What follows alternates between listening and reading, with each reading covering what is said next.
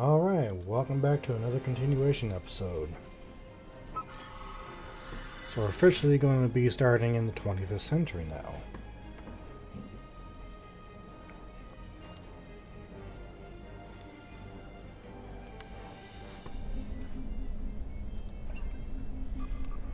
So we're going ahead and hail Admiral Quinn.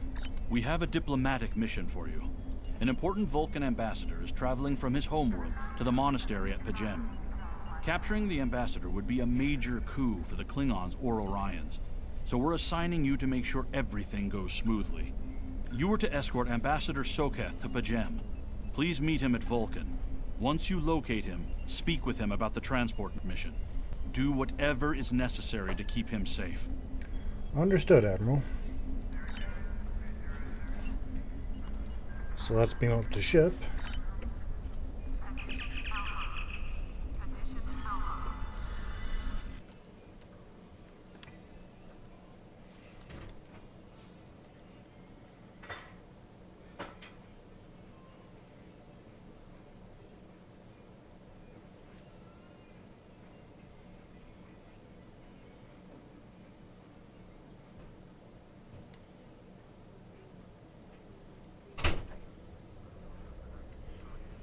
And we'll depart the system and set course for Vulcan.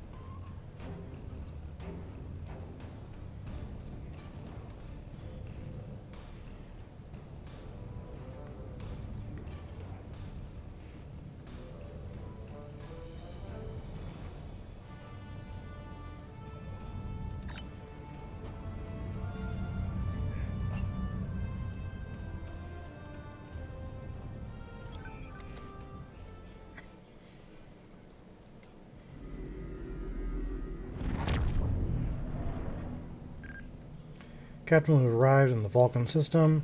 I took the liberty of contacting the Ambassador's aide when we arrived. Tapella says the Ambassador has certain arrangements he prefers when traveling. She'd like to go over them with you. Would you like me to put her on the main view screen? On screen. Greetings. Thank you for agreeing to escort the Ambassador to P'Jem. Ambassador Soketh is currently attending a ritual to honor the end of the Kalrek holiday. He will be done soon, but the Ambassador is hesitant to use transporter technology. His bias against the transporters is not logical, but I have come to accept it. I believe that Soketh would be much more comfortable traveling by shuttlecraft. I have received clearance for you to land near the Ambassador's location. I look forward to meeting you in person. As do I. So let's board shuttlecraft.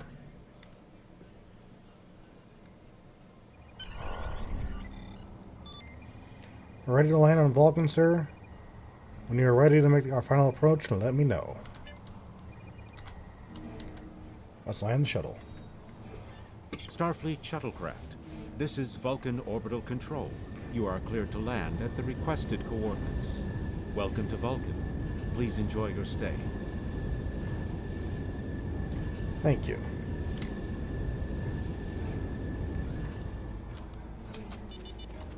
Captain, the Ambassador and his aide are waiting for you at the temple at the top of the rise. You can speak with him there and find out if the Ambassador needs anything else from us before we depart for P'Jem. Let's head to the Plateau of Contemplation.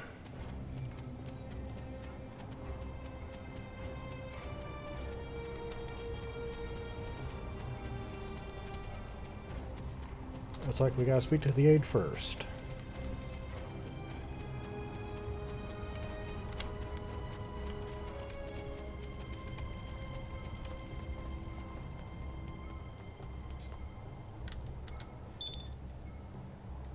Welcome to Vulcan. Captain, I regret to inform you that we have come to an impasse in completing your mission.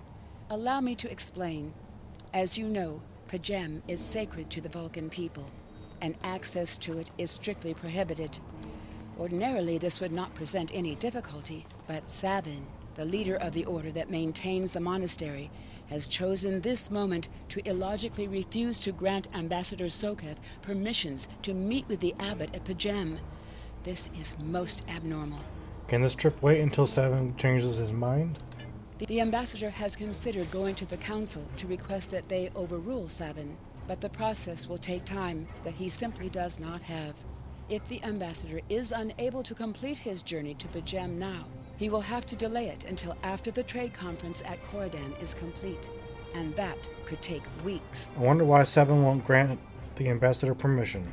The ambassador, I'm afraid, has spent too much time off-world. I have seen it change him.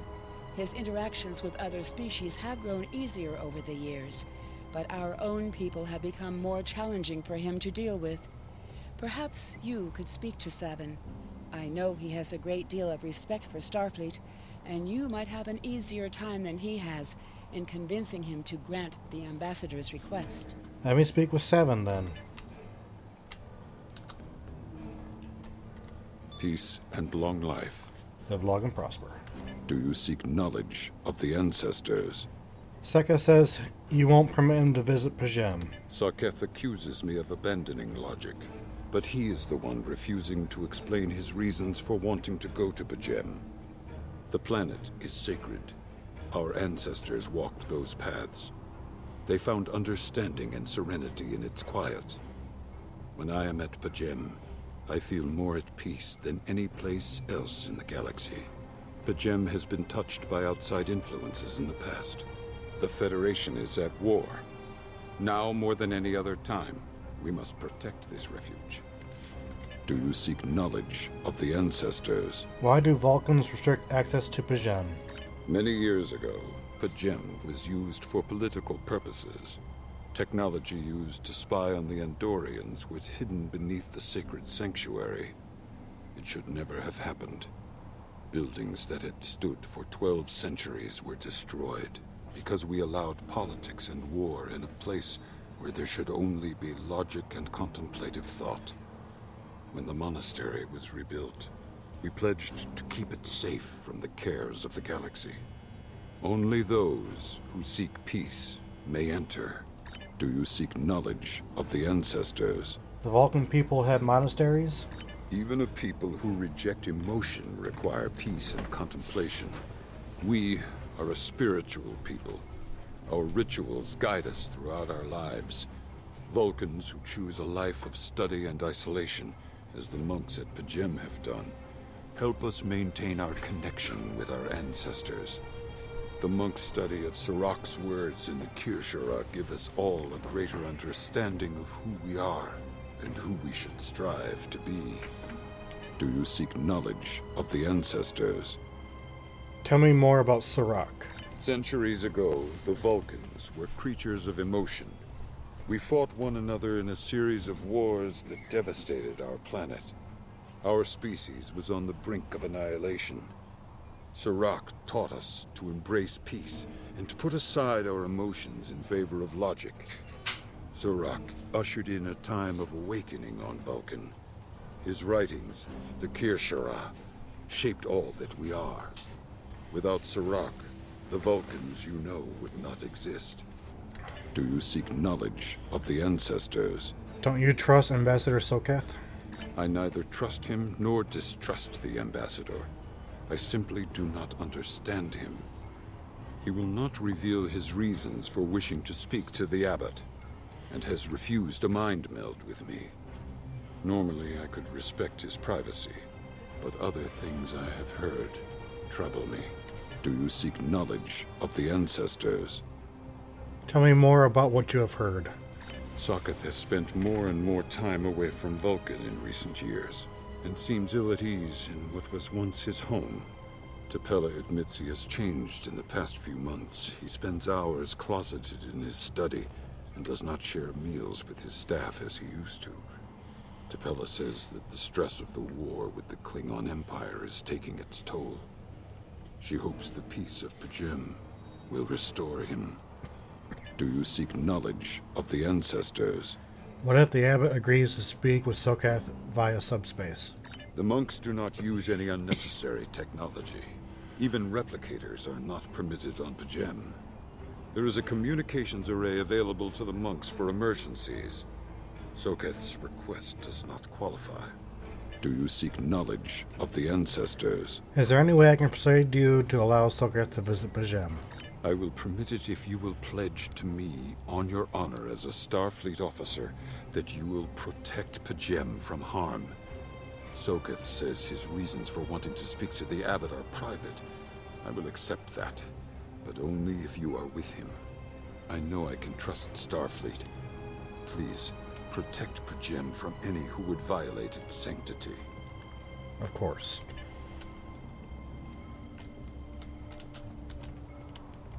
Welcome to Vulcan. Do you have any questions? Tell me about P'Jem. P'Jem is a small world near Andoria. It is sacred to our people. There have been Vulcans on P'Jem for centuries. In 2152, the ancient buildings that housed our monastery were destroyed by the Andorians. The Andorians, but they're also part of the Federation. It was a failing in our logic that led to conflict with the Andorians. We have corrected our error. After the Federation was founded, a group of Andorians, Vulcans, and humans rebuilt the monastery as a symbol of peaceful coexistence and cooperation. Since then, a group of monks has lived there. They study the ideals of Sirach. Do you have any questions? What business do you have at P'Jem? My business is my own. If you must know more, I require a meeting with the abbot. He will not use subspace communications, so if I am to receive his counsel, I need to meet with him directly. Do you have any questions? I have spoken to Seven. We can leave for P'Jem now. Excellent. Our departure has been delayed long enough by the whims of one man.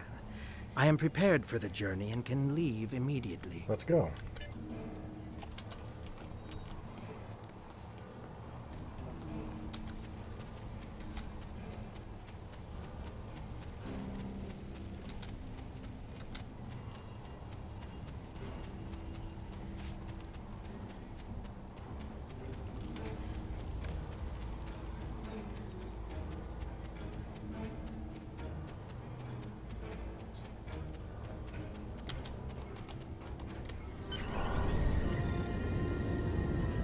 Starfleet shuttlecraft, we have logged your flight trajectory, and you are cleared for departure. Live long and prosper.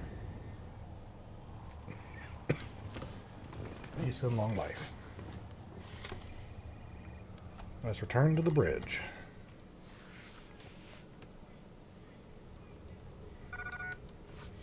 Master Sokath retired to his quarters, Captain.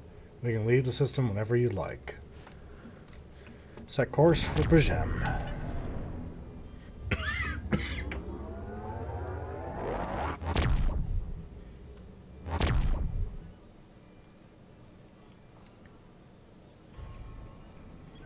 Your inventory has a replicator that will allow you to buy and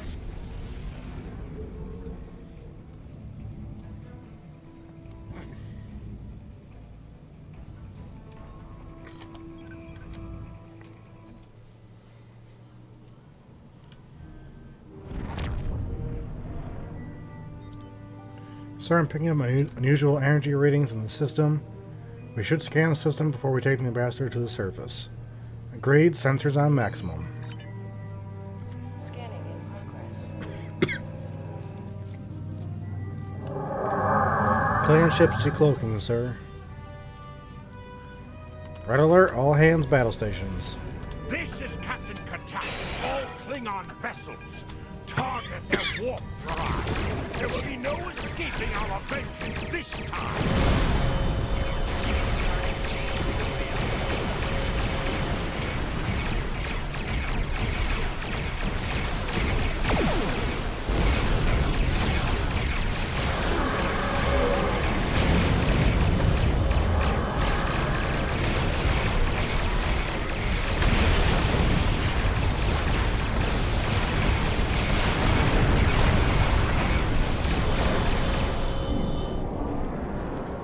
We're being hailed by the Klingons.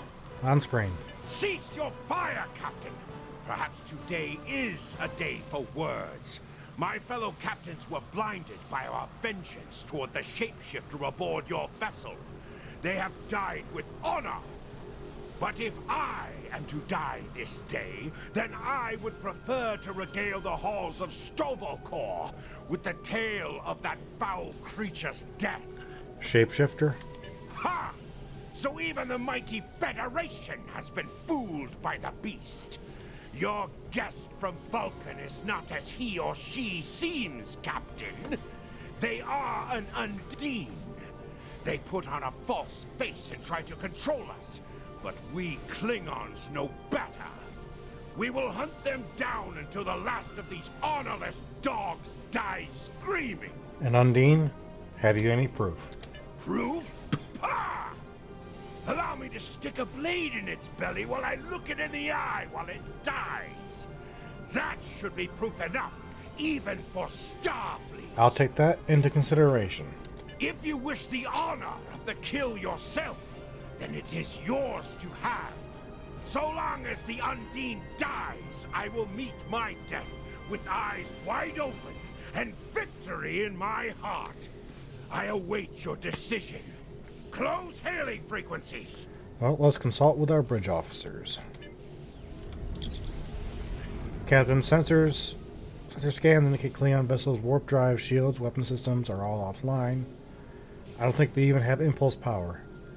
Whatever you decide to do, they can't really do much about it. Science officer. Undine, our species that was first encountered by the crew of USS Voyager. They cataloged them as species 8472. As the Klingon commander indicated, they are capable of changing shape. Additionally, they possess telepathic abilities that aid them in infiltrating the cultures of other species. So the ambassador could be one. I'm afraid it's a conclusion we cannot rule out, Captain. I could conduct a test to determine whether the ambassador is who he claims to be. Unfortunately, that would violate his ambassadorial immunity. Tactical error analysis. Undine are physically superior to humans and consider anyone from our dimension to be an inferior life form. Their vessels are more than a match for the Borg. They represent the greatest threat to Starfleet. Where is the ambassador now? The ambassador is still in his quarters. I recommend sending a security detail to detain the ambassador until we're certain of his identity. A sound precaution. Agreed.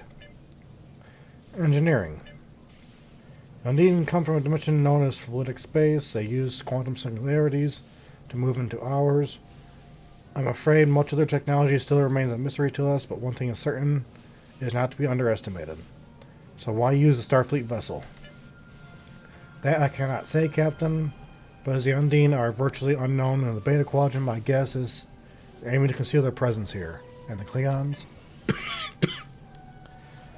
What the Klingons are saying could be true, Captain. If the Undine are in the Beta Quadrant, it might just be the Klingons sniffing them out before us. In this case, the enemy of my enemy is my friend. Klingon vessels waiting a response, Captain. Call the ambassador to the bridge and open the channel to Klingon vessel. Let's settle this. My patience is growing thin, Captain. If you lack the stomach to slay the beast aboard your vessel, then any Klingon here would gladly do it for you. I'd hate for you to stain that pretty Starfleet uniform with Undine blood. Very generous, but unnecessary. Then the beast is slain? Makar! Very good. Perhaps you've the heart of a warrior after all. Let me look upon our enemy, and tonight we will dine together as warriors and drink to the honored dead. I present Ambassador Sokath. Captain, I take my meditations very seriously. Why have I been summoned to the bridge? Accused, meet your accuser. Alive? You're a fool, Captain! Strike now before it's too late! Not without proof, Katak. You want proof? Then lower your shields and allow me to beam over. Once the Undine's blood coats my blade, you'll see it for what it truly is. A Grint hound in Tark's clothing. Ambassador, allow me to explain. There's no need, Captain. The situation is not difficult to unravel. My concern lies in the logic of you entertaining this Klingon's meritless claim. Meritless, but not unreasonable. A most illogical conclusion. Allow us to examine the facts, Captain. You have a crippled Klingon vessel, whose captain has made unsubstantiated claims that I am an Undine, a species that is known to both the Federation and the Klingon Empire as a considerable threat. Thus, a reasonable consideration. Potentially, but only if a great many other factors were to be true. Is it not much more likely that the Klingons have, in the face of defeat, instead sought to exploit Starfleet's desire for peaceful resolutions to conflict in order to repair their vessel and renew their assault? Status of the Klingon vessel. Weapons are output, warp drive is still offline. Wait. I'm detecting energy surge and engaging their cloaking device. Red alert, lock weapons. A true warrior strikes without mercy, Captain. I only hope to teach you this lesson personally before the Undine does. We may not be able to best your vessel, but a Klingon knows many roads to victory. The beast may have evaded my vengeance for now, but I can still ruin its plans here at Pachem. Fire. I lost them on sensors, Captain. They're gone. Scan the area. Captain, I'm detecting energy signatures on Pajem's surface. In the vicinity of the monastery, they appear to be transporter signals. Life signs indicate they are Klingon. I'm taking an away team down. Captain, shall I accompany you? No, it is too dangerous. A wise precaution. Though I admit I am eager to see my people safe, I will await word until the monastery is secured. And Captain, let not my journey here be for naught. Away team to transporter room 1. Away team is ready to transport your command. Beam down.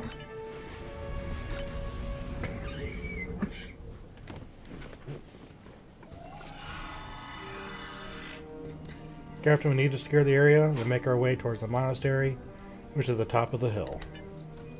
I'm reading multiple Klingon patrols between us and the main building, sir. I recommend we proceed with caution. Stay alert, we need to find the monks.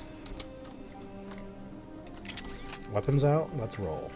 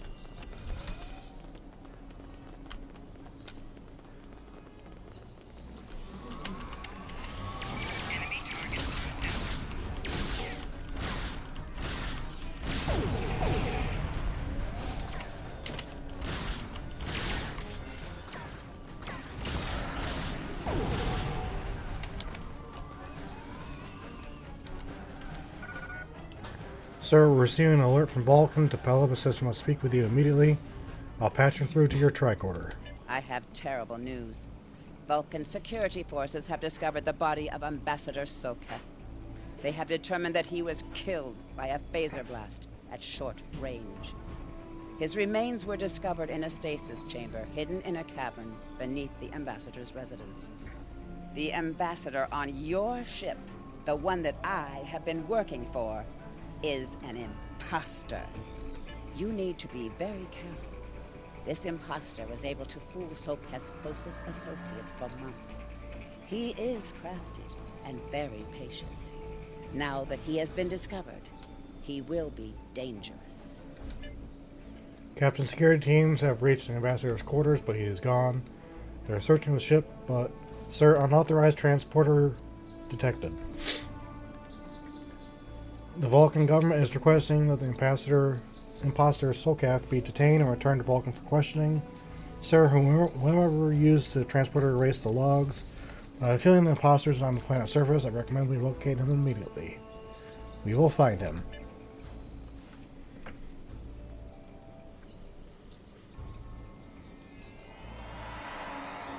Such emotion on your face.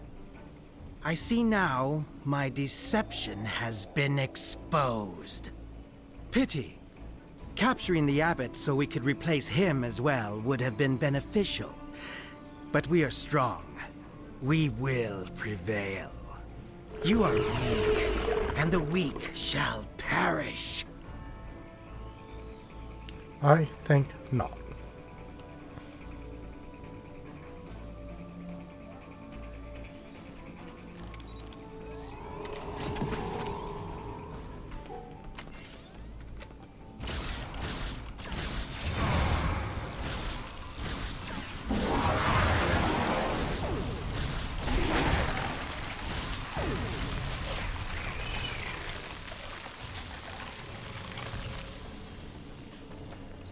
And he runs away like a little scared tard. Recommend we return to Long Island and search for the Undine ship. We need to find the Undine and take it back to Starfleet. Energize.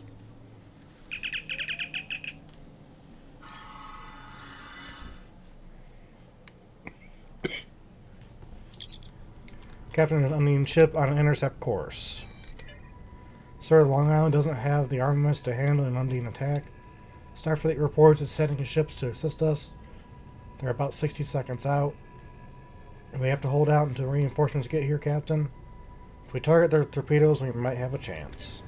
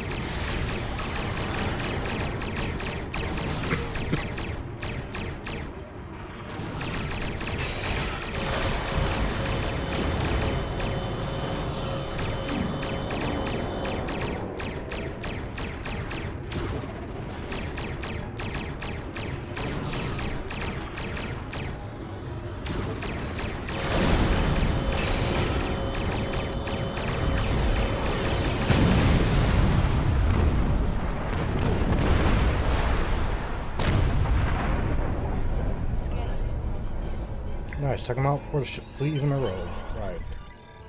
Downloading data now, Captain. Incoming message from the USS Challenger, Captain. This is Captain LaForge of the USS Challenger. Glad to see we made it here in time to lend you a hand. Perhaps you'll return the favor someday. LaForge out. Thank you, Captain.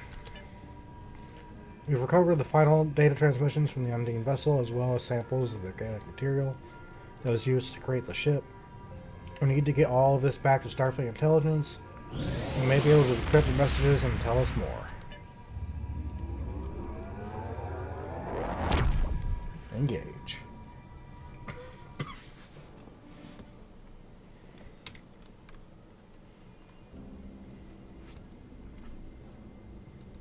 The Ambassador was an Undine? I'm afraid their infiltration of the Federation goes much deeper than we realized.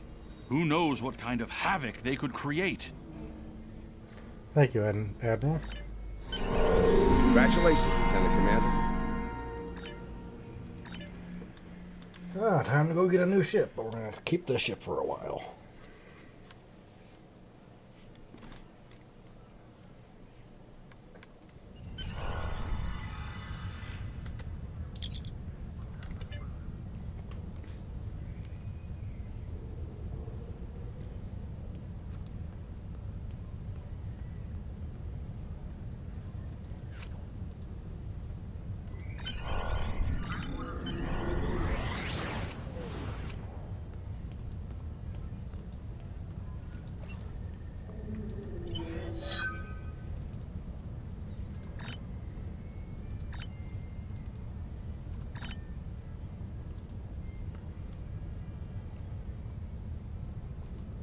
Okay, that is it for this episode.